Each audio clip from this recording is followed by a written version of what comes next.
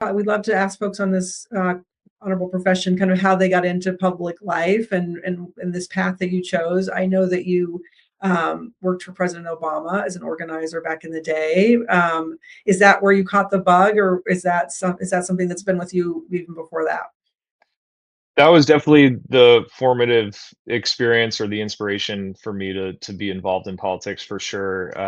It dates back to when I was in high school in the small town of Steamboat Springs in the early 2000s. I was well, my little brother was diagnosed with type 1 diabetes back then. He was 11 years old. I was 15, and I at the same time I was in a current affairs class in high school and talking about U.S. history and U.S. current events. And we were following the um, bill about stem cell research and allowing stem cell research to happen in the United States that was going through the U.S. Congress.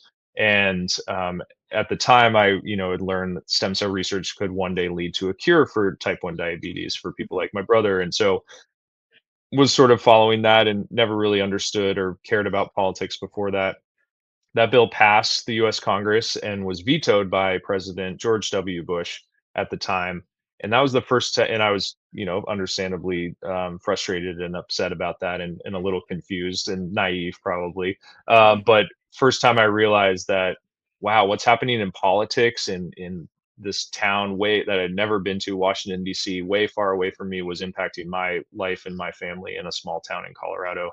And so that's what got me interested and started to follow politics and government a little bit. And then Barack Obama came along 2007. I was in college, was very inspired by his message. And he talked specifically about stem cell research and wanting to move the country forward in far terms of scientific research and healthcare.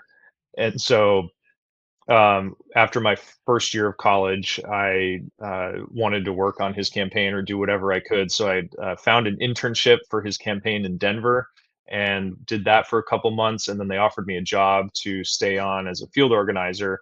And they moved me back up to Steamboat where I had grown up, and I opened the Steamboat Obama office and was a field organizer and recruiting volunteers, registering voters, knocking on doors, doing the grunt work of a campaign. And then, of course, he won. And a few months after he became president, he signed an executive order allowing stem cell research to continue in our country that had been blocked during the Bush administration. So, a real full circle moment of, wow, I was part of that.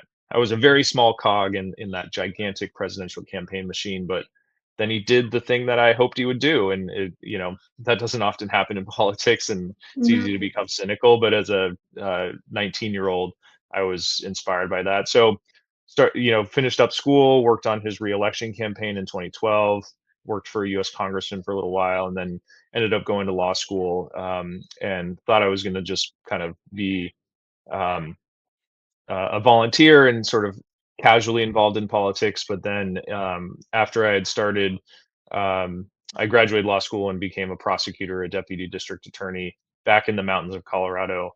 Kind of unexpectedly, my predecessor in the state house decided to run for US Congress, and she resigned from the state house. And so there was a quick election to pick her replacement. And I threw my hat in the ring, not knowing what would happen, and somehow ended up in the state house and have been very grateful and loving the job that I get to do, being a legislator. Because as we've talked through this whole podcast, we're getting things done in Colorado, and I get to represent the community where I grew up and communities where I that I love, and am raising my family now. And it feels like a real privilege and kind of a um, still not losing my hope and optimism about politics.